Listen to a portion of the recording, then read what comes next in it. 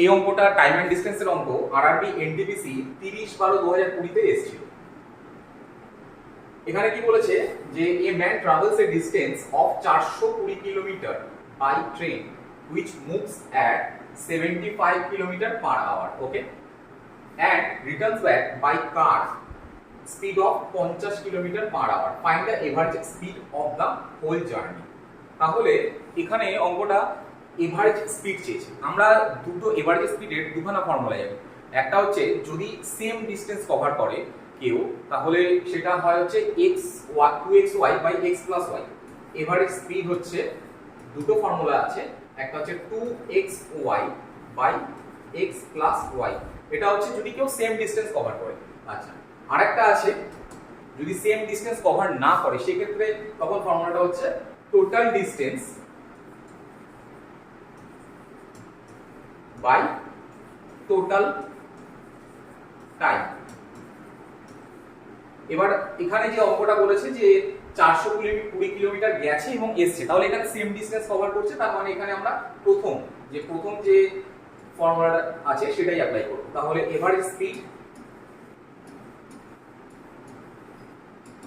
is equal to 2xy by x plus y। এই ফর্মুলাটা আমরা ইউজ করব।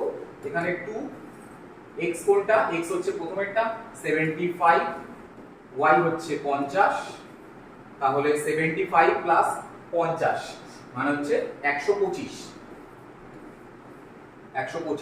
এবার এটা একটু কাটাকুটি করে দিই। 25 দিয়ে 25 দুগুনি 50, 25 দিয়ে 5 25 125, আর 5 দিয়ে যদি কাটি 5 15 75, 5 15 75 মানে 15 দুগুনি 30, 30 দুগুনি 60।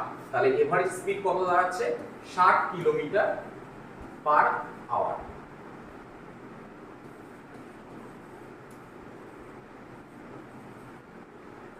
তা এই টাইপের অঙ্কগুলো এখানে অপশনের ডি নাম্বার, এই টাইপের অঙ্কগুলো কিন্তু আরআরবি এনটিপিসি তারপরে গ্রুপ ডি এগুলোতে প্রচুর পরিমাণে আসে, এসএসসি তেও আসে।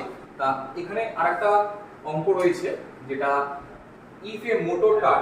আচ্ছা, আগের যে অঙ্কটা এখানে 420 কিলোমিটার যে ডিসটেন্সটা, যেটা বলতে ভুলে গেলাম, 420 কিলোমিটার যে ডিসটেন্সটা এটা কিন্তু জাস্ট আই ওয়াশের জন্য দিয়েছে। এটা এখানে কোনো দরকার নেই এখানে, কারণ যে ডিসটেন্সে গেছে সেই ডিসটেন্সে আবার ফেরত এসেছে, মানে সমান ডিসটেন্স কভার করেছে। তাহলে এই ফর্মুলাটা অ্যাপ্লাই করলেই হবে। আর এই ডিসটেন্সটা জাস্ট আই ওয়াশের জন্য ক্যান্ডিডেট দিয়েছে, তা এটা দেখে ভয় পাওয়ার কিচ্ছু নেই। তা নেক্সট একটা অঙ্ক আছে, ওটা দেখি। আচ্ছা, এটা এসেছিল হচ্ছে আরআরবি এনটিপিসি তেও এসেছিল। এটা আরআরবি এনটিপিসি 27/1/2021 মর্নিং শিফট এসেছিল। বলেছে if A motor car travels the first half of A distance at a speed of 30 km per hour and the remaining half distance 50 km per hour, what will be the average speed? তাহলে এটা কোন ফর্মুলাটা apply হবে? এটা বলেছে half distance. যদি আমি distance a two b ধরি, হাফ ডিসটেন্স, তাহলে এখান থেকে এত অবধি সেম ডিসটেন্স, আর এখানে যে ডিসটেন্সটা এটাও সেম ডিসটেন্স, তাহলে কিন্তু সেম ডিসটেন্সটাই কভার করছে। তাহলে তোমরা বলো এখানে কমেন্ট সেকশনে অ্যানসার কি হবে আর কোন ফর্মুলাটা অ্যাপ্লাই হবে।